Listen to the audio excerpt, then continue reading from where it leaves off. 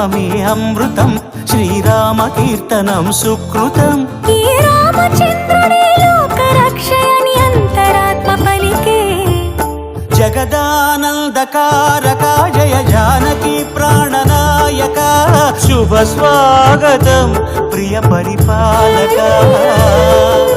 జగదానందకారక జయ జానకి ప్రాణనాయక, శుభ స్వాగతం ప్రియ పరిపాలక.